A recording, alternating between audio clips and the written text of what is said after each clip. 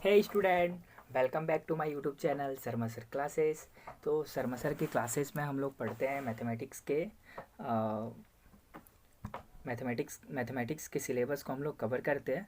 तो मैथमेटिक्स का आज के मतलब जो सिलेबस है उस पे हम लोग आज के टॉपिक को लेके आए हैं एनालिटिक फंक्शन। कि एनालिटिक फंक्शन क्या होता है, इसको हम लोग आज अच्छे से एक्सप्लेनिंग करेंगे और क्या करेंगे, अंडरस्टैंडिंग करेंगे। ठीक है, तो पहले हम लोग एनालिटिक फंक्शन को तो जानेंगे ही। तो एनालिटिक फंक्शन को हम लोग समझेंगे उससे पहले हम लोग क्या करते हैं कि हम लोग फंक्शन को थोड़ा समझ लेते हैं कि एक्चुअल में फंक्शन क्या होता है। तो फंक्शन का सिंपल हम लोग डेफिनेशन बोल सकते हैं या फिर हम लोग समझने के लिए मतलब करते हैं ना। तो फंक्शन एक्चुअली होता क्या है, इस पे एक वेरिएबल दिया रहता है। जैसे कि यहीं पे एक वेरिएबल दिया गया है z इक्वल टू क्या दिया गया है, x प्लस आई वाई। ठीक है, तो ये क्या है, वेरिएबल है। अब z को हम लोग क्या करते हैं,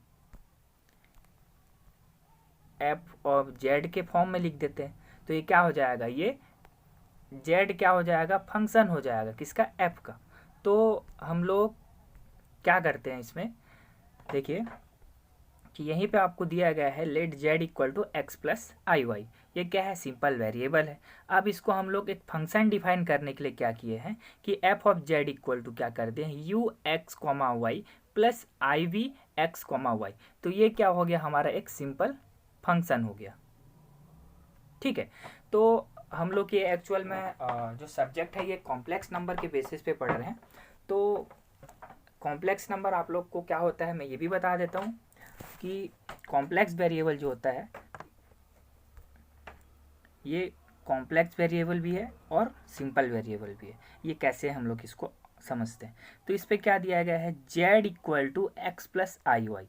तो कॉम्प्लेक्स वेरिएबल कॉम्प्लेक्स नंबर का मतलब जो मीनिंग होता है उस पर क्या, इमेजिनरी पार्ट आना। मतलब कि जो हम लोग कल्पना से मतलब किए रहते हैं, कल्पित भाग जो होता है उस पे बेस्ड होता है कॉम्प्लेक्स नंबर। तो z equal to x plus i y जो है ये ही कॉम्प्लेक्स नंबर है। ठीक है, इस पे हम लोग x को बोल देते हैं रियल पार्ट और आई वी को बोल देते हैं, सॉरी एक्स को बोल देते हैं रियल पार्ट और आई वाई को बोल देते हैं इमेजिनरी पार्ट। ठीक है, तो इतना समझ में आप लोग को। तो हम लोग अब फंक्शन के बारे में ज़्यादा डिस्कस ना करते हुए क्या करते हैं, एनालिटिक फंक्शन पे आ जाते हैं। तो सिंपल हम लोग यहीं पे एक डोमेन ले लेते हैं। ठीक है, सपोज ये कोई डोमेन है। ठीक है, डोमेन है या फिर आप कुछ भी मान सकते हैं, पिंड वगैरह, आप अपने हिसाब से जो आपको सिंपल लगे, जो आपको मतलब समझने में आसानी हो, उस चीज़ को आप लोग इमेजिन कर लीजिए। ओके, तो हम लोग क्या करते हैं, ये डोमेन है। तो इस पे बोला गया है कि let f of z be a analytic function if it is a differentiable at every point बोला है। मतलब ये बोला है कि एफ ऑफ जेड का एनालिटिक फंक्शन तब कहलाएगा जब ये क्या होगा, एवरी पॉइंट पे डिफरेंशिएबल होगा। डिफरेंशिएबल होगा इसका मीनिंग क्या है, अवकलनीय होगा। तो ये जो डोमेन दिया गया है इस पे क्या होना चाहिए, अवकलनीय होना चाहिए, इसके हर एक पॉइंट पे बोला गया है। तो आप लोग को ये मैं समझा दूं कि ये डेफिनेशन एवरी पॉइंट के लिए, हम लोग किसी एक पॉइंट के लिए भी इसको एनालिटिक फंक्शन मतलब प्रूव कर सकते हैं। वो कैसे, ठीक है, तो एनालिटिक फंक्शन हम लोग एक पॉइंट के लिए प्रूव करेंगे। सपोज इस पॉइंट के लिए हम लोग एनालिटिक फंक्शन प्रूव कर रहे हैं। तो अगर इस पॉइंट पे ये जो फंक्शन है हमारा f of z equal to u plus i v अगर डिफरेंशिएबल हो जाता है तो केवल डोमेन के इस पॉइंट के लिए ही क्या हो जाएगा, ये जो फंक्शन है वो एनालिटिक हो जाएगा। ठीक है, समझ में आया इधर। अगर इस पॉइंट के लिए होता है डिफरेंशिएबल तो क्या हो जाएगा, इस पॉइंट के लिए वो फंक्शन एनालिटिक हो जाएगा। तो इसी प्रकार अगर हम लोग डेफिनेशन में लिखे हैं कि अगर एवरी पॉइंट के लिए डिफरेंशिएबल है तो वो क्या हो जाएगा, एनालिटिक फंक्शन कहलाएगा। और अगर किसी एक पॉइंट के लिए यूनिक वेरिएबल के लिए होता है, मतलब यूनिक पॉइंट के लिए होता है, ठीक है, तो वो सिर्फ उस पॉइंट के लिए एनालिटिक फंक्शन कहलाएगा। कौन सा फंक्शन, जो हम लोग को गिवन होगा। ठीक है, तो इतना आप लोग को समझ में आया कि एनालिटिक फंक्शन होता क्या। तो एक्चुअल में एनालिटिक फंक्शन को हम लोग और समझेंगे अभी, है ना। तो ये तो आप लोग को पता चल गया कि कॉम्प्लेक्स वेरिएबल का एक फंक्शन दिया गया है इस पे, let z equal to x plus i v. क्या है, ये सिंपल वेरिएबल है जहाँ जेड क्या है, कॉम्प्लेक्स नंबर है। क्यों कॉम्प्लेक्स नंबर है, क्योंकि एक्स प्लस आई वाई के फॉर्म में है। ठीक है, तो अब हम लोग लेट करके मानते हैं, एक डिफाइन करते हैं फंक्शन, ठीक है। तो f of z equal to क्या कर देते हैं, यू के में क्या दिया है, दो वेरिएबल हैं, यू के दो वेरिएबल हैं एक्स वाई, और बी के भी दो वेरिएबल हैं एक्स वाई। तो इस पे यू क्या है, रियल पार्ट हो जाएगा, ठीक है, यू क्या है इस पे रियल पार्ट हो जाएगा, और आई बी क्या है इस पे इमेजिन पार्ट हो जाएगा, मतलब इमेजिनरी पार्ट हो जाएगा। तो ये मतलब क्या है, मतलब कॉम्प्लेक्स नंबर दर्शाने के लिए हम लोग को दो पार्ट्स चाहिए होता है, रियल और इमेजिन, ठीक है। तो हम लोग अब सेकंड पेज पे चलते हैं, ठीक है। तो इस पे बोला गया है कि एफ ऑफ जेड जो है कॉम्प्लेक्स वेरिएबल फंक्शन है। पहले हम लोग जेड को क्या बोल रहे थे, कॉम्प्लेक्स वेरिएबल है, ठीक है, ध्यान दीजिए आप लोग। हम लोग पहले जेड को क्या बोल रहे थे, वेरिएबल बोल रहे थे, या फिर कॉम्प्लेक्स वेरिएबल बोल रहे थे, ठीक है। अब क्या बोल रहे हैं इसको, अब क्या बोल रहे हैं हम लोग इसको, अब बोल रहे हैं इसको हम लोग कि ये एफ ऑफ जेड जो है ये कॉम्प्लेक्स वेरिएबल फंक्शन है, ठीक है। तो अब हम लोग एनालिटिक फंक्शन को और थोड़ा सा डीपली समझते हैं कि एनालिटिक फंक्शन क्या होता है। तो when complex variable function we added on special property, so function is analytic if, अगर हम लोग कॉम्प्लेक्स वेरिएबल फंक्शन में जो हमारे पास ये कॉम्प्लेक्स वेरिएबल फंक्शन दिया है ना, इस पे हम लोग क्या करते हैं, कुछ प्रॉपर्टी को क्या करते हैं, जोड़ देते हैं, ऐड कर देते हैं, तो वो फंक्शन को हम लोग बोल सकते हैं कि ये फंक्शन एनालिटिक है, ठीक है। तो इसके लिए फंक्शन दिया गया है, इसके लिए फंक्शन दिया गया है, देखिए आप, पहला जो होना चाहिए क्या होना चाहिए, सिंगल वैल्यूड फंक्शन होना चाहिए, ठीक है। जो फंक्शन है वो क्या होना चाहिए, उसका सिंगल वैल्यू होना चाहिए, तो सिंगल वैल्यूड फंक्शन। एंड दूसरा जो है continuous and unique derivative at each point of domain. हम लोग जैसे डोमेन में लिए थे कि एट ईच पॉइंट, मतलब एक एक पॉइंट पे भी वो डिफरेंशिएबल हो सकता है, मतलब डेरिवेटिव हो सकता है। डेरिवेटिव का सही मीनिंग होता है डिफरेंशिएबल होना, ठीक है। तो ये कोई भी पॉइंट के लिए क्या हो सकता है, डेरिवेटिव हो सकता है। तो जिस पॉइंट के लिए डेरिवेटिव होता है वो फंक्शन उस पॉइंट के लिए क्या हो जाएगा, एनालिटिक हो जाएगा। तो इस पे हम लोग और एक चीज समझ लेते हैं, इस पे दिया गया है कंटिन्यूअस एंड यूनिक डेरिवेटिव बोला। यूनिक डेरिवेटिव का मतलब ही होता है कि किसी एक पॉइंट के लिए डेरिवेटिव होना, ओके। और एवरी पॉइंट के लिए डेरिवेटिव हो रहा है तो वो एवरी पॉइंट के लिए मतलब क्या हो जाएगा, डिफरेंशिएबल होगा, तो क्या होगा, एनालिटिक फंक्शन हो जाएगा एवरी पॉइंट के लिए, ठीक है। तो इस पे दिया गया है कंटिन्यूअस और डेरिवेटिव, ठीक है। तो अगर कोई फंक्शन, ये जो पॉइंट है इस पे क्या हो रहा है, डिफरेंशिएबल है, मतलब डेरिवेटिव है, क्यों, यूनिक डेरिवेटिव होगा, यूनिक डेरिवेटिव या फिर डिफरेंशिएबल है, तो उस पॉइंट के लिए क्या होगा, फंक्शन कंटिन्यूअस भी होगा, क्या होगा, कंटिन्यूअस भी होगा।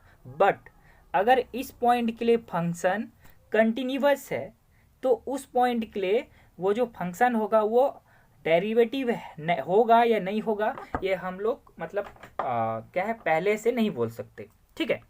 लेकिन ये है कि डेरिवेटिव होगा तो कंटिन्यूअस होगा, बट कंटिन्यूअस होगा तो डेरिवेटिव होगा, ऐसा मतलब तय नहीं है कि हम लोग बोल नहीं सकते, ठीक है, कि वो डेरिवेटिव होगा या नहीं, ठीक है।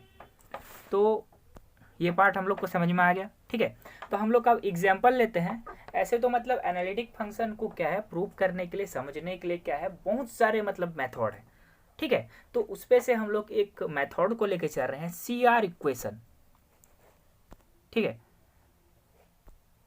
CR equation. तो CR इक्वेशन जो है कॉशी रीमान इक्वेशन, इसे कॉशी ने दिया था, ठीक है, जो कि नाम दिया गया है कॉशी रीमान इक्वेशन। तो कॉशी रीमान इक्वेशन में हम लोग क्या करते हैं कि हम लोग क्या ले लेते हैं इस पे, complex variable, okay, complex variable ले लेते हैं इस पे, ये कॉम्प्लेक्स वेरिएबल या फिर कॉम्प्लेक्स वेरिएबल फंक्शन, ठीक है, सॉरी कॉम्प्लेक्स वेरिएबल फंक्शन ही लेते हैं, ठीक है। तो ये एफ ऑफ जेड, जेड के बेस पे होता है तो कॉम्प्लेक्स वेरिएबल होता है ना, और एफ ऑफ जेड के फॉर्म में है तो क्या है, कॉम्प्लेक्स वेरिएबल फंक्शन है, ठीक है। तो f of z equal to u x comma y plus i b x comma y, ठीक है। तो ये हम लोग लेके चलते हैं।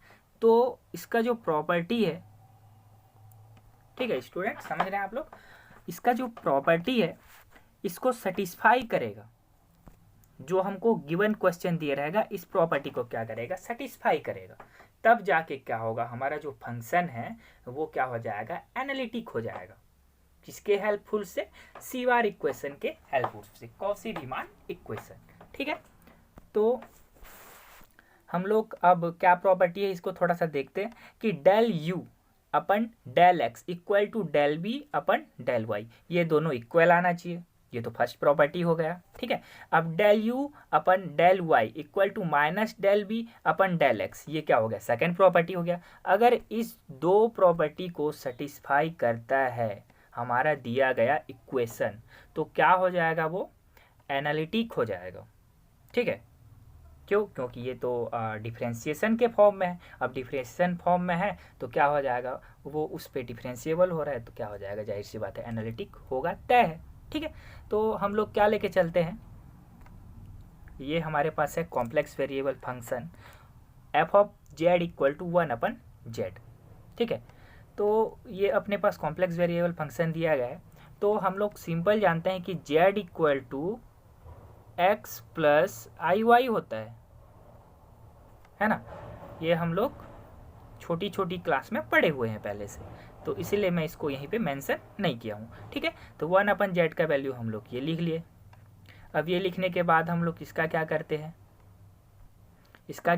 हम लोग हर का परिमेयकरण करते हैं। अगर आप लोग हर का परिमेयकरण नहीं जानते हो तो क्या करते हैं, सिंपल देखिए आप, 2 और 2 को डिवाइड करते हैं तो 2 एकम 2, 2 एकम 2, तो क्या आता है, 1 आता है। तो अगर इस पार्ट को हम लोग डिवाइड करेंगे तो वैल्यू क्या आएगा, 1 आएगा। समझ रहे हैं आप लोग। ठीक है, तो हम लोग क्या करते हैं, f of z equal to 1/x plus i y का हर का परिमेयकरण करते हैं, तो x minus i y upon x minus i y दोनों को मल्टीप्लाई करते हैं। मल्टीप्लाई करने के बाद क्या आता है, x minus i y divided by x square minus iota square y square. Okay, अब आयोटा स्क्वायर का वैल्यू -1 होता है, हम लोग छोटी क्लास में पढ़ चुके हैं। तो आयोटा स्क्वायर का -1 होगा तो माइनस माइनस का हो जाएगा प्लस हो जाएगा। तो f of z equal to x minus i y plus divided by x square plus y square. तो इसको हम लोग जब अधिकल्पित भाग और वास्तविक भाग को क्या करेंगे, अलग अलग करेंगे, इमेजिनरी पार्ट और जो रियल पार्ट है उसको अलग अलग करेंगे, तो इस बेसिस पे क्या हो जाएगा, x upon x square plus y square minus i y upon x square plus y square हो जाएगा, सिंपल। ठीक है, उसके बाद क्या करते हैं, हमारे पास दो प्रॉपर्टी को सेटिस्फाई करना है, तो अपने को del u upon del x, del b upon del y, del u upon del y equal to del b upon del x. आप लोग यहीं पे थोड़ा ध्यान दीजिएगा, है ना। यहीं पे डेल यू जो है डेल एक्स के फॉर्म, एक्स के रिस्पेक्ट पे भी क्या हो रहा है, डिफरेंशिएबल हो रहा है, और जो यू है वो वाई के फॉर्म पे भी क्या हो रहा है, डिफरेंशिएबल हो रहा है। मतलब हम लोग को यू को क्या करना है, पहले एक्स के फॉर्म पे करना है, उसके बाद वाई के फॉर्म पे करना है, उसके बाद वी को क्या करना है, एक्स के फॉर्म पे भी करना है और वाई के फॉर्म पे भी करना है। तो ठीक है, उसी चीज़ को हम लोग आगे किए हैं। ठीक, तो सिंस यहीं पे हम लोग बोल देते हैं कि एफ ऑफ जेड जो है y x y plus i v y क्या है, जी पहले से हम लोग क्या किए हैं, जो कॉम्प्लेक्स वेरिएबल फंक्शन है उससे क्या कर देते हैं, तुलना कर देते हैं, अधिकल्पित भाग और क्या है, रियल पार्ट को, आई मीन रियल पार्ट है ना, और इमेजिनरी पार्ट को। ठीक है, इस दोनों पार्ट को क्या करते हैं, तुलना कर देते हैं। ठीक है, तुलना करने के बाद क्या होता है कि यहीं पे u का वैल्यू मिल जाता है और अपने को v का वैल्यू मिल जाता है। आप लोग ज़रा देखिए यहीं पे कि x और y में क्या डिफरेंस है, x में i नहीं है, y में i है। ठीक है, तो हम लोग x को क्या करेंगे, u से ये करें, मतलब तुलना करेंगे, और जो क्या y का फॉर्म है क्या करेंगे, इसको v से तुलना करेंगे। ठीक है, तो इसको हम लोग क्या करते हैं, पार्शियली डिफरेंशिएशन करते हैं। अब पार्शियली डिफरेंशिएशन कैसे करते हैं आप लोग को पता होना चाहिए। ये डिफरेंशिएशन मतलब अवकलन का ही एक पार्ट है, पार्शियली डिफरेंशिएशन कोई मुश्किल काम नहीं है।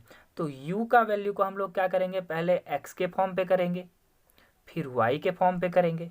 ठीक है, अब यहीं पे फॉर्मूला लगा है, वो फॉर्मूला को मैं आगे के स्लाइड में आपको बताने वाला हूँ कि कैसे फॉर्मूला लगा है। ठीक है, तो यहीं पे आप देख सकते हैं del u upon del x. ठीक है, यहीं पे देखिए आप del u upon del x, तो अपने को u का जो वैल्यू है क्या है, x upon x square plus y square. तो क्या पहले x square plus y square को हम लोग जैसे का वैसे रख देते हैं और एक्स का क्या करते हैं, डिफ्रेंशिएशन करते हैं। तो क्या हो जाएगा, del x upon del x 1 हो जाएगा। ठीक है, एक्स का डिफ्रेंशिएशन करेंगे तो क्या होगा, 1 आएगा। उसके बाद क्या करते हैं हम लोग, एक्स को जैसे का वैसे रखते हैं और x square plus y square का डिफ्रेंशिएशन करते हैं। तो इसका डिफ्रेंशिएशन करने के बाद क्या होता है, वाई तो यहीं पे कांस्टेंट है तो एक्स का ही बस होगा, तो यहीं पे क्या हो गया है, 2x हो गया है। और नीचे का जो पार्ट रहता है उसका डिवाइडेड बाई होल स्क्वायर कर देते हैं। ठीक है, तो del u upon del x equal to y square minus x square. अब माइनस 2x स्क्वायर में एक्स स्क्वायर को हम लोग क्या कर रहे हैं, सब्सट्रैक्ट कर देते हैं। तो क्या y square minus x square बचेगा। तो ये हमारा हो जाता है इक्वेशन नंबर 1। ठीक है, उसी मतलब सिमिलरली हम लोग क्या करते हैं, उसी प्रकार से डेल यू को y के सापेक्ष में वही पुराने तरीके से हम लोग क्या करते हैं, डिफरेंशिएशन करते हैं। तो हम लोग इसको अवकलन करने के बाद क्या होता है कि del u upon del y, अब x को जैसे का वैसे ले जाएंगे, x square plus y square को, और x का हम लोग क्या करेंगे, अवकलन करेंगे। तो y के सापेक्ष में हो रहा है तो x का अवकलन क्या हो जाएगा, 0 हो जाएगा। ठीक है, अब इस पे हम लोग क्या करेंगे, x को जैसे का वैसे रखते हैं। ये देखिए x को जैसे का वैसे रखते हैं। उसके बाद क्या हो जाता है, हम लोग एक्स स्क्वायर का हम लोग डिफरेंशिएशन करते हैं तो क्या हो जाएगा, 0 आएगा। क्यों, क्योंकि y के रिस्पेक्ट में है। ठीक है, x का। उसके बाद वाई स्क्वायर का हम लोग करते हैं तो 2y आ जाएगा। ठीक है, तो इसको हम लोग क्या करते हैं, इसका सॉल्यूशन करते हैं तो 0 से मल्टीप्लाई होगा तो 0 हो जाएगा। और ये माइनस 2xy, तो ये del u upon del y का जो वैल्यू आ गया हमारे पास कुल मिला के minus 2xy upon x square plus y square का होल स्क्वायर, ये इक्वेशन नंबर 2 दे देते हैं। ठीक है, अब अपने पास del u upon del x और del u upon del y का वैल्यू है। तो उसी टाइप से हम लोग क्या करेंगे, यहीं पे b का वैल्यू को भी निकालेंगे सिमिलरली। तो इससे हम लोग को क्या प्राप्त हो जाएगा, इक्वेशन नंबर 3 प्राप्त होगा। वो कैसे प्राप्त होगा देख लीजिए थोड़ा, है ना। तो v का जो वैल्यू है सेम ही है, तो x square plus y square को हम लोग जैसे का वैसे रखते हैं। अब x के सापेक्ष में हो रहा है तो 0 हो जाएगा। अब 0 क्यों होगा आप लोग देख लीजिए, क्योंकि y है, x के सापेक्ष में हो रहा है, तो x के सापेक्ष में y का होगा तो 0, तो यहीं पे 0 हो जाएगा। फिर माइनस वाई डॉट 2x, फिर उसका x square plus y square का होल स्क्वायर। अब इसको सॉल्यूशन करेंगे तो del b upon del x 2xy अब divided by x square plus y square का यहीं पे होल स्क्वायर आएगा, सॉरी ओके, होल स्क्वायर आएगा। तो ये इक्वेशन नंबर 3 दे देते हैं। अब हम लोग क्या करते हैं, del b upon del Y निकालते हैं। सेम उसी तरीके से हम लोग को del b upon del Y निकालना है। तो हमको क्या मिल जाएगा, इक्वेशन नंबर 4 मिल जाएगा। यहीं से इक्वेशन नंबर 4 मिल जाएगा। तो हम लोग कंपेयर करेंगे। ठीक है, तो यहीं पे आप देखिए इक्वेशन नंबर 1, ठीक है, और इक्वेशन नंबर 4, ये दोनों का वैल्यू जो है सेम है। ठीक है, तो हम लोग इसको क्या लिख सकते हैं, del u by del x equal to del v by del y. ठीक है, उसी प्रकार से इक्वेशन नंबर 3 और 2 और 3 को देखेंगे तो del v upon del x equal to minus del u upon del y. क्यों ऐसे हुआ, क्योंकि यहीं पे आप लोग ज़रा ध्यान दीजिए, यहीं पे हमारे पास एक नेगेटिव वैल्यू आया है, ठीक है, और एक पॉजिटिव वैल्यू आया है। तो हमारा जो फंक्शन था, मतलब जो कॉम्प्लेक्स वेरिएबल फंक्शन था, वो क्या करता है, इस प्रॉपर्टी को क्या करता है, सेटिस्फाई करता है। इस प्रॉपर्टी को सेटिस्फाई करता है तो क्या हो गया, वो डिफरेंशिएबल है, डेरिवेटिव है, कंटिन्यूअस है। ओके, ये तीनों हैं। ठीक है, डेरिवेटिव और डिफरेंशिएशन का मीनिंग सेम ही होता है और कंटिन्यूअस का मीनिंग अलग होता है। कंटिन्यूअस भी है, डेरिवेटिव भी है। डेरिवेटिव है तो कंटिन्यूअस है, कंटिन्यूअस है तो डेरिवेटिव है या नहीं है ये हम लोग पता नहीं कर सकते, मतलब पहले से हम लोग को पता नहीं रहता। ठीक है, लेकिन इतना है कि अगर डेरिवेटिव है तो कंटिन्यूअस होगा, ये तय होता है। ठीक है, तो इसके बाद हम लोग क्या करते हैं, ये जो फंक्शन को है ये क्या सेटिस्फाई कर देता है, तो फंक्शन को सॉरी ये जो प्रॉपर्टी को है सेटिस्फाई कर देता है। तो ये प्रॉपर्टी को सेटिस्फाई करने के बाद क्या होता है, ये जो फंक्शन है f of z equal to 1/z, ये क्या हो जाता है, एनालिटिक हो जाता है। ठीक है, अब एनालिटिक हो जाता है तो hence given the function is analytic. तो आई होप कि आप लोग को एनालिटिक फंक्शन का डेफिनेशन और CR इक्वेशन जो है आप लोग को समझ में आया होगा। ये बहुत ही इम्पोर्टेंट टॉपिक है जिसको आज हमने आप लोग को पढ़ाया। तो ये कॉलेज में भी आप लोग को मतलब कॉलेज के सिलेबस पे भी मिल जाएगा, आपको स्कूल के सिलेबस पे भी मिल जाएगा, CGBSE में मिल जाएगा, CBSE में भी मिल जाएगा, NCERT में भी मिल जाएगा। ओके, तो ये जो सिलेबस है ना, ये सिलेबस हर सिलेबस के टॉपिक्स में होते हैं। तो इसका हम लोग क्या करते हैं, थोड़ा सा फॉर्मूला बता देते हैं। ठीक है, इसका जो फॉर्मूला ये होता है, इसके फॉर्मूले को हम लोग थोड़ा सा डिस्कस कर लेते हैं। मैं आप लोग को ये जो फॉर्मूला है आप लोग को कॉपी पेन से बताऊंगा। तो आप लोग जो अवकलन है उसका फॉर्मूला को आप लोग थोड़ा सा डीपली तरीके से बताऊंगा, तो आप लोग थोड़ा सा देखिए। ठीक है, यूज़ किए हैं उसको बताऊंगा। तो हम लोग उससे पहले क्या करते हैं, थोड़ा सा डीपली स्टडी इसमें भी कर लेते हैं कि एक्चुअल में डिफरेंशिएशन होता क्या। डिफरेंशिएशन अवकलन का जो सही मीनिंग होता है, और समाकलन, अवकलन का उल्टा समाकलन होता है, समाकलन का उल्टा अवकलन होता है। ठीक है, तो अवकलन का जो मीनिंग होता है एक्चुअल में क्या होता है, ये जैसे हम लोग क्या करते हैं, मैं एग्जांपल ले लेता हूँ। जैसे हम लोग को क्या है, बड़ा सा कूलर बनाना है। क्यों कूलर का एग्जांपल इसीलिए ले रहे हैं हम लोग, क्योंकि ये समर का महीना है। ठीक है, गर्मी का महीना है, इसीलिए हम लोग ले रहे हैं। ठीक है, बड़ा सा कूलर बनाना है। ठीक है, अब बड़ा सा कूलर बनाना है तो शुरू में ही तो हम लोग बड़ा सा कूलर नहीं बनाएंगे, है ना। क्या करेंगे, पहले उसका मॉडल बनाएंगे, छोटा सा मॉडल बनाएंगे। अगर वो सक्सेस होता है, काम में आता है, तो क्या करेंगे, हम लोग प्रॉपर तरीके से बनाना स्टार्ट करेंगे, मतलब उसको बड़ा कर देंगे। बड़ा करने का जो मतलब होता है वो होता है समाकलन, इंटीग्रेशन। ठीक है, और छोटा करने का जो मीनिंग होता है डिफरेंशिएशन। तो मतलब इसका सिंपल लॉजिक है कि डिफरेंशिएशन का मतलब और इंटीग्रेशन का मतलब हम लोग कहाँ यूज करते हैं, कोई भी जैसे मॉडल होता है, जैसे हम लोग को क्या बड़ा बड़ा मिसाइल बना रहा, जैसे कोई भी साइंटिस्ट वगैरह जो होते हैं बड़ा बड़ा मिसाइल बनाते हैं। ठीक है, बड़े बड़े मिसाइल रॉकेट वगैरह मतलब बनाते तो सब मिल के हैं, बट थॉट आइडियाज़ जो रहते हैं उनके रहते हैं। ठीक है, तो हम लोग को सपोज़ बड़ा सा मिसाइल बनाना है, तो बड़ा सा मिसाइल बनाना है, तो बड़ा सा मिसाइल बनाने के लिए क्या बहुत सारे पैसे लगेंगे हमको।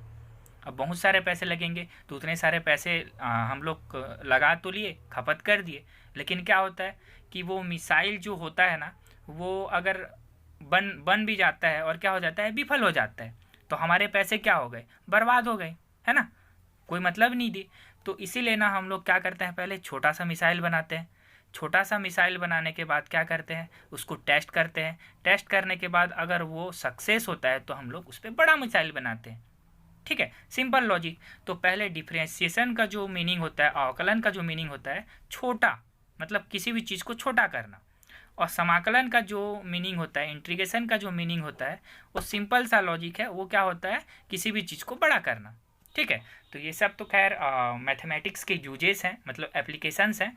तो हम लोग इस पर कभी और डिस्कशन करेंगे अच्छे तरीके से। क्या है, अभी हम लोग समाकलन और अवकलन को जो सिलेबस है उसको प्रॉपर तरीके से होते हैं अवकलन में, है ना भाई, सीख लो। ठीक, तो पहले ये होता है कि हम लोग क्या किए थे, डिवाइडेशन का किए थे। अब dy/dx, ठीक है, x के सापेक्ष में अगर सपोज अल्फा और बीटा है, ये क्या है, कांस्टेंट नहीं है यहीं पे। ठीक है, ये फंक्शन है किसके, वो जेड के फंक्शन है। ठीक है, एफ ऑफ जेड के फंक्शन है अल्फा और बीटा।